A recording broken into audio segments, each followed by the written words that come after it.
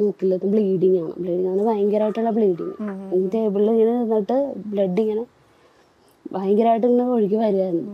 ഇപ്പോഴും ആ വേദന എനിക്ക്, ആ വേദനയുടെ ഒരു ഇതുണ്ട് എനിക്ക്. അത് ഓർക്കുമ്പോൾ നമുക്ക് എന്തൊക്കെ ലാസ്റ്റ് സ്റ്റേജിൽ ആരൊക്കെ പറഞ്ഞാലും നമുക്കൊരു മനസ്സുണ്ട്, നല്ല ചികിത്സയും കൂടി കിട്ടിക്കഴിഞ്ഞാൽ എന്തസുഖവും ഭേദമാക്കി എടുക്കാൻ നമുക്ക് പറ്റും എന്നുള്ളൊരു കാഴ്ചപ്പാട് നമുക്ക് വരും.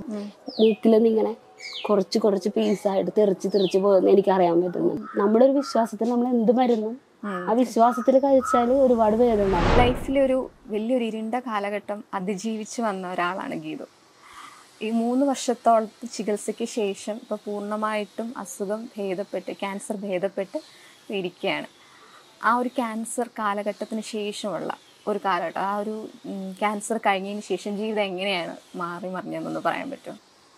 ആദ്യം ഈ അസുഖം എന്ന് പറഞ്ഞപ്പോൾ നമ്മളെല്ലാവരെ പോലെ തന്നെ നമ്മളും എന്താണ് ഇനി അങ്ങോട്ടൊരു ജീവിതം ഇല്ല, മുന്നോട്ടില്ല, അതുപോലെ തളർന്നു പോയി. നമ്മൾ അവിടെ നിന്ന് ഒരുപാട് പേരുടെ പ്രാർത്ഥനയും ഡോക്ടർമാരുടെ കഴിവുകൾ കൊണ്ട് മാത്രമാണ് ഇവിടെ ഇരിക്കണത്. പനി വരുന്ന പോലെയോ അങ്ങനെ ഒരു കുറച്ച് നാൾ കൊണ്ടുള്ള ട്രീറ്റ്മെൻറ്റും ചികിത്സ അല്ലല്ലോ ഇതിന് നടക്കണം. നമ്മൾ മാനസികമായിട്ടും ശാരീരികമായിട്ടും നമുക്കത് അത് ഉൾക്കൊള്ളാനും അത് അനുഭവിച്ചവർക്കത് കുറച്ചുകൂടി ഇതാണ്. കാരണം വെച്ചാൽ കീമോ, റേഡിയേഷൻ, ഓരോ സ്റ്റേജിലൂടെ നമ്മൾക്കൊരു അസുഖം നമ്മളിത് ഇതുമായിട്ട് പൊരുത്തപ്പെട്ട് വരിക. അത് കഴിയുമ്പോൾ അത് അനുഭവിച്ച് വേദനയും അത് വേദന മാറുന്നൊരവസ്ഥ പെട്ടെന്ന് കഴിയാത്തൊരു താഴെ നമ്മൾ ചിന്തിക്കുകയാണ് എങ്ങനെയാണ് നമ്മുടെ ലൈഫ് മുമ്പ് ഉണ്ടായിരുന്നത്, അത് കഴിഞ്ഞ് നമ്മളെ അസുഖം അതിജീവിക്കുമെന്ന് ഒട്ടും വിചാരിച്ചതല്ല. കാരണം വെച്ചാൽ അതുപോലത്തെ ഒരു അവസ്ഥയായിരുന്നു. ഇനിയൊന്നും മുമ്പോട്ടില്ല എന്ന് തന്നെയായിരുന്നു. ആദ്യമൊക്കെ അത് ഉൾക്കൊള്ളാനുള്ളൊരു ബുദ്ധിമുട്ടുണ്ടായിരുന്നു. പിന്നെ നമ്മുടെ കാഴ്ചപ്പാട് തന്നെ പിന്നെ അങ്ങ് മാറുകയാണ്. അതുവരെ ഉണ്ടായിരുന്ന നമ്മളല്ല, പിന്നെ എല്ലാത്തിനും ഒരു വേറൊരു രീതിയിൽ നമ്മളൊക്കെ അത് കാണാൻ. ഫസ്റ്റ് ടൈം എത്ര വയസ്സുള്ളുമ്പോഴായിരുന്നു ക്യാൻസർ? എനിക്ക് 25 വയസ്സ് ആ സമയത്ത്, 24 കഴിഞ്ഞ് 25ലേക്ക് ആവണം. എങ്ങനെയായിരുന്നു തുടക്കം, അല്ലെങ്കിൽ സിംറ്റം എങ്ങനെയായിരുന്നു? ഞാനൊരു വർക്ക് ചെയ്യായിരുന്നു. അപ്പോൾ ജോലി ചെയ്തുകൊണ്ടിരുന്ന സമയത്ത് ഈ കമ്പ്യൂട്ടർ ടേബിളിൽ ഞാൻ ഇരിക്കുകയാണ്. ആ സമയത്ത് പെട്ടെന്നൊരു ചൂട് പോലെ വന്നിട്ട് ഈ ലെഫ്റ്റ് സൈഡിൽ മൂക്കിലത് ബ്ലീഡിങ് ആണ്, ഭയങ്കരമായിട്ടുള്ള ബ്ലീഡിങ്. ഈ ടേബിളിൽ ഇങ്ങനെ നിന്നിട്ട് ബ്ലഡ് ഇങ്ങനെ ഭയങ്കരമായിട്ട് ഇങ്ങനെ ഒഴുകി വരികയായിരുന്നു. കുറേ കഴിഞ്ഞിട്ട് അത് നിൽക്കാതെ കുറച്ച് നേരം ഈ ഒരു സമയം ഉച്ച സമയത്തായിരുന്നു. വിവാഹത്തിന് ശേഷമാണ്, 1.5 വർഷത്തിന് ശേഷമാണ് ഇങ്ങനെ വന്നത്. അപ്പോൾ നമ്മളപ്പോൾ തന്നെ ഹോസ്പിറ്റലിൽ പോയി. ഓരോന്നും മൂക്കിന് എന്തെങ്കിലും പ്രശ്നങ്ങൾ കൊണ്ടാവാം, ചൂടിൻ്റെ ആവാം, അങ്ങനെ ഓരോന്നോരോന്ന് പറഞ്ഞു. പക്ഷെ എനിക്ക് പെയിൻ ഉണ്ടായിരുന്നു ഈ ലെഫ്റ്റ് സൈഡിൽ, നല്ല പെയിൻ. എന്ന് വെച്ചാൽ എപ്പോഴും അല്ല, ഇടയ്ക്കിടയ്ക്ക് വിങ്ങുന്നൊരു പെയിൻ. പിന്നെ ഓരോ സ്ഥലത്ത് ചെന്ന് ടെസ്റ്റുകൾ ചെയ്യുക, അപ്പോൾ കുഴപ്പമില്ല അത്. പിന്നെ ഞാൻ തന്നെ പറഞ്ഞു എനിക്ക് വേദനയുണ്ട്, ഒന്ന് സ്കാൻ ചെയ്താൽ. അപ്പോൾ ഡോക്ടറും പറഞ്ഞു 10 ദിവസത്തെ മരുന്ന് വരും സാറ്. അങ്ങനെ തന്നെ നമുക്ക് വേദന സ്ഥിരമായിട്ടല്ല, ഇടയ്ക്കിടയ്ക്ക് വിങ്ങുന്നൊരു വേദന ഉണ്ട്. അങ്ങനെ ടെസ്റ്റ് ചെയ്ത് CT എടുത്തു. ആദ്യത്തെ CTയിൽ തന്നെ കാണിച്ചിട്ടുണ്ടായിരുന്നു ഡൗട്ട്. അങ്ങനെ അവിടുന്ന് കോട്ടയം മെഡിക്കൽ കോളേജിലേക്ക് റെഫർ ചെയ്തു. ഏത് ക്യാൻസർ ആയിരുന്നു? അഡിനോകാർസിനോമ. അത് ഭയങ്കര റെയർ ആയിട്ടുള്ള ക്യാൻസർ ആണ്. അതായത് ലോകത്തിൽ തന്നെ 3 അല്ലെ 5% ആൾക്കാർക്ക് മാത്രം സ്ഥിരീകരിച്ചിട്ടുള്ള ഒരു ക്യാൻസർ ആയിരുന്നു. അപ്പൊ ഡോക്ടർമാരുടെ ഭാഗത്തുനിന്ന് എങ്ങനെയായിരുന്നു ഇതിന്റെ ഒരു? ആദ്യത്തെ ചില ഡോക്ടേഴ്സൊക്കെ കാരണം സ്റ്റേജ് അത്രയും മോശമായിരുന്നു. മൊത്തത്തിലുള്ള ഒരു കണ്ടീഷൻ, എനിക്ക് നിൽക്കാനോ നടക്കാനോ പോലും പറ്റാത്ത അവസ്ഥയായിരുന്നു. നീര് വന്ന് അങ്ങനെ ഒരു മാറ്റമായിരുന്നു. ഭയങ്കരമായിട്ട് വീർത്തിട്ട് മുഖവും വീർത്തു, കണ്ണൊക്കെ ഇങ്ങനെ ഭയങ്കര അടക്കുമ്പോൾ ഇങ്ങനെ വീർത്തിരിക്കും. ഈ ഭാഗത്തായോണ്ടായിരിക്കാം മൊത്തത്തിൽ വീർക്കലും ശരീരഭാരം ഭയങ്കരമായിട്ട് കൂടി. അങ്ങനെ ഇതിനെ കണ്ടാല് സ്ഥിരം കാണുന്ന ആൾക്കല്ലാതെ അല്ല, കുറച്ച് നാളുകൾക്ക് ശേഷം കാണുന്ന ആർക്കും തന്നെ മനസ്സിലാവില്ല, അത്രയും മാറ്റം. ട്രീറ്റ്മെന്റ് തുടങ്ങുമ്പോഴും നമുക്ക് മാറ്റങ്ങളായിരിക്കും. വെയിറ്റ് ലോസ് ആവും, മുടി പോവും. അപ്പോഴും ആളുകൾ നമ്മളിങ്ങനെ തുറച്ച് നോക്കുമ്പോൾ ആദ്യമൊക്കെ അത് അഡ്ജസ്റ്റ് ചെയ്യാൻ ഭയങ്കര ബുദ്ധിമുട്ടാണ്. നമുക്ക് പുറത്തിറങ്ങാൻ ബുദ്ധിമുട്ടാണ്. എല്ലാവരും നമ്മളെ നോക്കുന്നുണ്ടല്ലോ, അല്ലെങ്കിൽ ആരെങ്കിലും പറഞ്ഞിട്ടും നോക്കിയെന്നൊക്കെ പറയുമ്പോൾ നമ്മളത് കാണാണല്ലോ. അപ്പൊ നമുക്ക് വീടിനകത്തുനിന്ന് പുറത്തിറങ്ങാൻ ബുദ്ധിമുട്ട്. പിന്നെ നമ്മൾ ഈ പറഞ്ഞ പോലെ പെട്ടെന്ന് മാറുന്നവരല്ലാത്തതുകൊണ്ട് അതുമായിട്ട് നമ്മൾ അഡ്ജസ്റ്റ് ആയി വരും. ഫസ്റ്റ് ട്രീറ്റ്മെന്റ് ലക്ഷൂരിൽ തന്നെ ആയിരുന്നു ആദ്യം പോയതോ? ഇല്ല, കോട്ടയം മെഡിക്കൽ കോളേജിലായിരുന്നു. അവിടെ നിന്ന് എനിക്ക് പറ്റാണ്ടായി. നമ്മൾ എല്ലാ കാര്യങ്ങൾക്കും കുറെ കാര്യങ്ങൾക്ക് നമുക്ക് അങ്ങോട്ട് പോയി ചെയ്യേണ്ടത്, ബ്ലഡ് ടെസ്റ്റ് ഒക്കെ പുറത്ത് പോയി ചെയ്യണം. നമുക്ക് വയ്യാത്തതുകൊണ്ട് അവിടെ പറ്റാതെയായി. പറ്റാതെയായപ്പോഴേക്കും ഞങ്ങൾ അമൃതയിലേക്ക് വന്നു. അമൃതയിൽ വന്നപ്പോൾ അവിടെ ഈ പറഞ്ഞ പോലെ സർജറി ചെയ്യാൻ പറ്റാത്ത സ്ഥിതിയിലാണ് ഇതിന്റെ വളർച്ച നിൽക്കുന്നത്. ഒന്നെങ്കിൽ കണ്ണ് എടുത്ത് കളഞ്ഞിട്ട് കണ്ണിന്റെ ഉള്ളിൽ കൂടെ ചെയ്യാം എന്നുള്ള ഇതിലായി. അതും ഒരു ഉറപ്പ് പറയണില്ല നമ്മുടെ, അല്ലെങ്കിൽ തലയോട്ടി തുറന്നിട്ട് ചെയ്യാം. ഇതിന്റെ വളർച്ച അതുപോലെ ആയിരുന്നു, അതുകൊണ്ടായിരിക്കും അങ്ങനെ പറഞ്ഞത്. അപ്പൊ വേദനയുണ്ട് നമുക്ക്, പക്ഷെ അവർക്കൊന്നും ചെയ്യാനും പറ്റുന്നില്ല.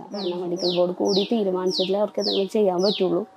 അത്രയ്ക്ക് അവസ്ഥ മോശം കൊണ്ടുമാണ്. ചെയ്യണോന്നുള്ളതും തീരുമാനിക്കണം, ഇത് എങ്ങനെ ചെയ്യാം, റിസ്ക് ആണ് എന്നുള്ളതും തീരുമാനിക്കണം. അപ്പൊ നമ്മള് ഒരു വേദനയ്ക്ക് ഒരു ആശ്വാസത്തിനാണ് ഹോമിയോ പോയത്. അത് കഴിച്ചു തുടങ്ങിയപ്പോൾ എനിക്ക് ഭയങ്കര മാറ്റങ്ങളായിരുന്നു. കുറച്ച് ദിവസം കൊണ്ട് തന്നെ വേദന മാറുക, ഈ ശരീരം വീർക്കല് അത് മാറുക, സിംറ്റംസ് ഒക്കെ കുറഞ്ഞു തുടങ്ങി. പിന്നെ ഈ വളർച്ചയുടെ ഭാഗമായിട്ടായിരിക്കാം മൂക്കിൽ നിന്ന് ഈ കട്ട ദശ പോലെ ഡോക്ടർ പറയുന്ന രീതിയിൽ ആവി പിടിക്കുക, അതങ്ങനെ ഉള്ളിൽ മരുന്ന് കഴിക്കുന്നുണ്ടെങ്കിൽ അതുപോലെയൊക്കെ ചെയ്യുമ്പോൾ ഈ വളർച്ച ചെയ്ത സാധനം ആണിക്കാം മൂക്കിൽ നിന്ന് ഇങ്ങനെ കുറച്ച് കുറച്ച് പീസായിട്ട് തെറിച്ച് പോകുന്ന എനിക്കറിയാൻ പറ്റുന്നുണ്ട്. ആവി പിടിക്കുമ്പോൾ ആവി പിടിച്ച് കഴിയുമ്പോൾ. ഈ ഹോമിയോയിൽ എത്ര നാളുണ്ടായിരുന്നു ചികിത്സ? 9 മാസം ഉണ്ടായിരുന്നു. 9 മാസം കഴിച്ചു. അതിനുശേഷം പിന്നെ അതിനുശേഷം ഞാൻ വീണു. ഞാൻ പറഞ്ഞില്ല, വീണപ്പോ കാലിന് വേദനയായി. അപ്പൊ ഇവിടെ പഴുപ്പ് കെട്ടിപ്പോയി. അപ്പൊ ഡോക്ടർക്ക് ഒന്നും ചെയ്യാൻ പറ്റില്ല. ആ ട്രീറ്റ്മെന്റ് അങ്ങനെ ഹോമിയോയിൽ ചെയ്യലില്ലല്ലോ. അപ്പൊ അത് പഴുപ്പ് കുത്തിയെടുക്കണം, എന്നാൽ മാത്രമേ ഇതിന്റെ വേദന കുറയുള്ളൂ. അത് ചെയ്യാൻ പറ്റാത്തതുകൊണ്ട് ഇനി കൊണ്ടുപോകുന്നു പറഞ്ഞു. അങ്ങനെയാണ് ഗംഗാധരൻ സാറിന്റെ അടുത്ത് ലേക്ക് ഷോറിലേക്ക് പോകുന്നത്. അവിടെ ചെന്നിട്ട് പിന്നെ എങ്ങനെയായിരുന്നു ചികിത്സാ രീതിയൊക്കെ? അവിടെ ചെന്നിട്ട് സാറും പറഞ്ഞു ഇപ്പൊ ഒന്നും ചെയ്യാൻ പറ്റുന്ന ഇതിലല്ല. പെറ്റ് സ്കാൻ എടുത്തു. പെറ്റ് സ്കാൻ എടുത്തപ്പോഴാണ് ഈ ശരീരത്തിന്റെ എല്ലാ ഭാഗത്തേക്കും കുറെ ഭാഗത്തേക്കൊക്കെ ഇത് ബാധിച്ചിട്ടുണ്ട്. അതുള്ള മിക്ക സ്ഥലങ്ങളിലേക്കൊക്കെ ലിവറിലും ഒക്കെ ബാധിച്ചതായിട്ട് കാണുന്നു. അപ്പൊ സാറ് പറഞ്ഞു ഇനിയൊന്നും ഇപ്പോ സർജറിനെ പറ്റി നമുക്ക് ചിന്തിക്കേണ്ട. വേദനയുണ്ട്, നല്ല വേദനയാണ്. ഇപ്പൊ ഹോമിയോ നിർത്തിയല്ലോ. ഹോമിയോ നിർത്തിയപ്പോ കാലിലെ വേദനയായി, കാലിന്റെ സർജറി ചെയ്തു. ലേക്ക് ഷോറിൽ കാലിന്റെ സർജറി ചെയ്തു കഴിഞ്ഞപ്പോഴാണ് നമുക്ക് അവിടുത്തെ ഇതുകൊണ്ട് സാറ് വെൽക്കെയറിലേക്ക് മാറ്റിയത്. വെൽക്കെയറിൽ മാറ്റി അവിടെ നിന്ന് കാലിന്റെ സ്റ്റിച്ചൊക്കെ എടുത്തു, ഡിസ്ചാർജ് ചെയ്തിട്ട് പിന്നെ കീമോ സ്റ്റാർട്ട് ചെയ്യാന്ന് പറഞ്ഞു. കാരണം വേദന സഹിക്കാൻ പറ്റുന്നില്ല. കീമോ സ്റ്റാർട്ട് ചെയ്തു. 6 എണ്ണം ചെയ്തു. അങ്ങനെയാണ് 6 എണ്ണം എടുത്തു കഴിഞ്ഞിട്ട് പിന്നെ മാസം ചെക്കപ്പായി. മെഡിസിനൊക്കെ ഉണ്ടായിരുന്നു. അങ്ങനെ തന്നിട്ട് അങ്ങനെ കഴിഞ്ഞപ്പോഴാണ് പിന്നെ ഒരിക്കൽ ബ്ലീഡിങ് ഉണ്ടായി. ബ്ലീഡിങ് ഉണ്ടായപ്പോൾ സാറ് പെറ്റ് സ്കാൻ തന്നെ ചെയ്യണമെന്ന്. പെറ്റ് സ്കാനാണ് ബോഡി മുഴുവൻ ചെയ്യുന്നത്. അത് വീണ്ടും ചെയ്തു.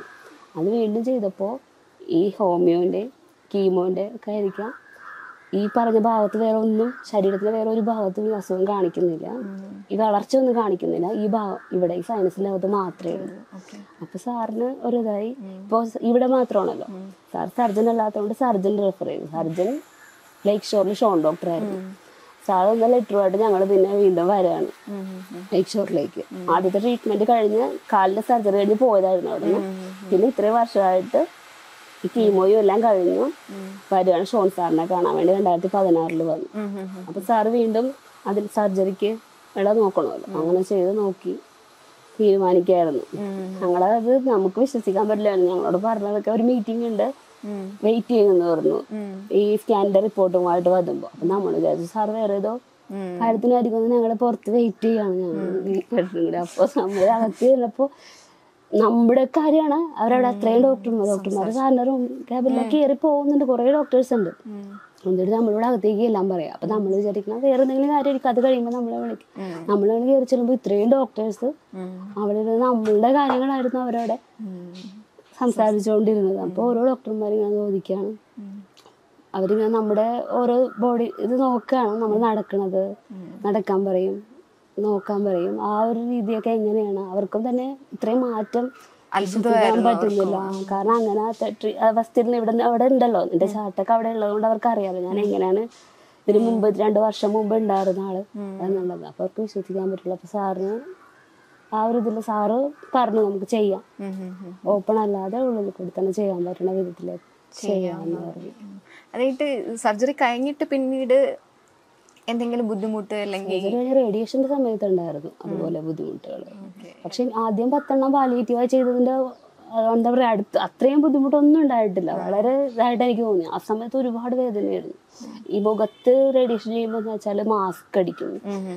ആ മാസ്ക് അടിക്കുന്നതൊക്കെ ഭയങ്കര എന്ന് പറയാൻ പറ്റില്ല. നമ്മുടെ വേറെ ഭാഗത്തേക്ക് ഏൽക്കാതിരിക്കാൻ വേണ്ടി ആ ഒരു വളവ് ജെറ്റ് ഇത് നമ്മുടെ ഷേപ്പില് നമ്മളെ ഈ ബോഡിയുടെ ഷേപ്പിലേക്ക് ആക്കി എടുത്ത് ഇവിടെ സ്ക്രൂ ചെയ്തിട്ടാണ് അത് ചെയ്യുന്നത്.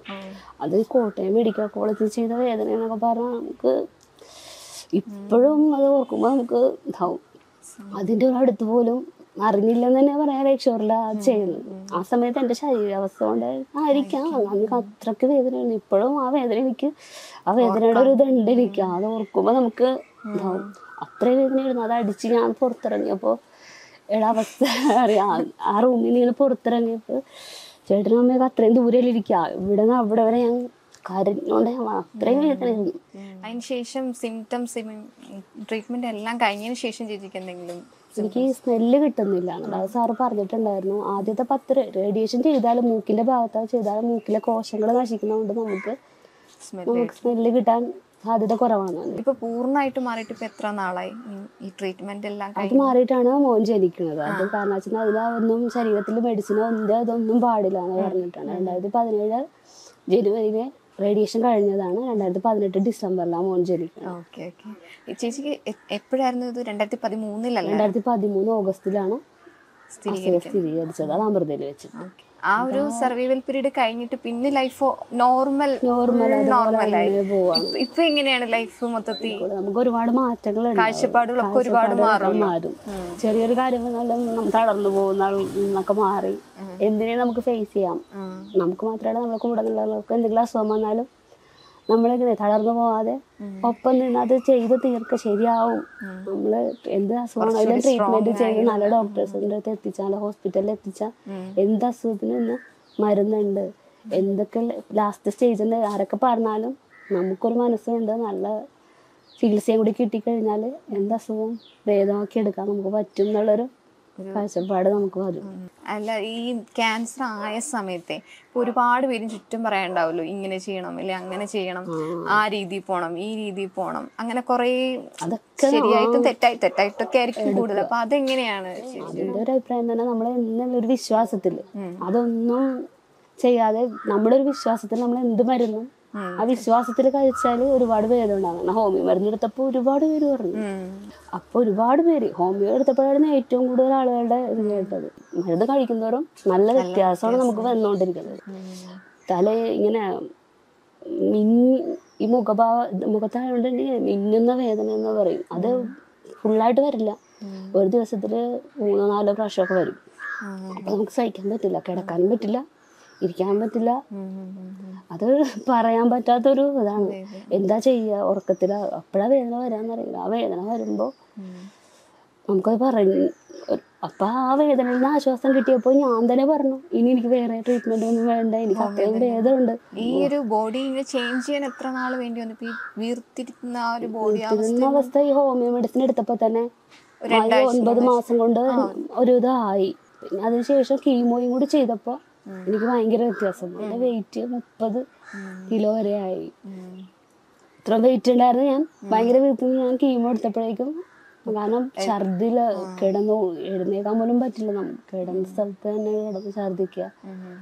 അപ്പൊ 6 കീമോ കഴിയുന്തോറും നമുക്ക് ആ ശരീരത്തിലത് മാറി മാറി മാറി വന്നു പഴയ പോലെയൊക്കെ തന്നെ ആയി. ഈ കുഞ്ഞ് ഉണ്ടായി കഴിഞ്ഞിട്ടുള്ളൊരു എങ്ങനെയായിരുന്നു? ഇപ്പം അപ്ഡേറ്റ് ചെയ്യുന്നുണ്ടെന്ന് തോന്നുന്നു അല്ലേ ട്രീറ്റ്മെന്റ്? അതെങ്ങനെയായിരുന്നു കുഞ്ഞായതിനു ശേഷമൊക്കെ ഉള്ളൊരു? അതിന് ശേഷം ചികിത്സ കഴിഞ്ഞ് തൊട്ടടുത്തല്ലേ ഉണ്ടായത്? അത് എല്ലാവർക്കും പേടിയുണ്ടായിരുന്നു. ഉള്ളില് എല്ലാവർക്കും ഒരു പേടി ഉണ്ടായിരുന്നു. 1 വർഷമായിട്ടുള്ളൂ റേഡിയേഷൻ കഴിഞ്ഞിട്ട്. അത് 25 എണ്ണം ആയിട്ട് ചെയ്തതാണ്. കുഞ്ഞിന് എന്തെങ്കിലും തരത്തില് എന്തെങ്കിലും വൈകല്യങ്ങൾ ഉണ്ടാവും. പിന്നെ നമ്മൾ ഇവരായിട്ട് ഇപ്പോൾ ഹോസ്പിറ്റലിൽ ചെല്ലുമ്പോൾ ട്രീറ്റ്മെന്റിന് ഇരിക്കുന്നവര്, ആദ്യമായിട്ട് ഡോക്ടറെ കാണാൻ വരുന്നവര്, സർജറി കഴിഞ്ഞിരിക്കുന്നവർക്കൊക്കെ നമ്മളെ കാണുമ്പോൾ ഒരു സന്തോഷവും അവർക്കൊരു പ്രതീക്ഷയാണ് നമ്മളെ കാണുമ്പോൾ. അപ്പൊ അവിടെ വന്നിരിക്കുന്നവരെ കൂടുതൽ ആളുകളും മനസ്സും അടുത്തും ഇനി ഒരു പ്രതീക്ഷ ഇല്ലാതെ വന്നിരിക്കുന്നവരെ നമുക്കത് മനസ്സിലാവും. നമ്മൾ ആദ്യം അങ്ങനെയൊക്കെ ആയിരുന്നു. അപ്പൊ നമ്മളെ കാണുമ്പോൾ ഈ പ്രഗ്നന്റ് ആയി നമ്മളെ കാണുമ്പോൾ അവർക്ക് സന്തോഷമാണ്. അവരുടെ കണ്ണിൽ നമുക്കത് മനസ്സിലാവും. അപ്പോൾ ട്രീറ്റ്മെന്റ് കഴിഞ്ഞിട്ട് പ്രഗ്നന്റ് ആയ ആളാണ്, അപ്പോൾ ആ ഒരു പ്രതീക്ഷയാണ് അവരുടെ കണ്ണിൽ നമുക്കത് മനസ്സിലാവും. ജീവിതം ഉണ്ടാവും എന്നുള്ള ഒരു കുട്ടി ഉണ്ടാവും എന്നുള്ളത് നമ്മൾ ഒരിക്കലും പോലും വിചാരിച്ചിട്ടില്ല. കാരണം അതുപോലെ നമ്മുടെ അതെ.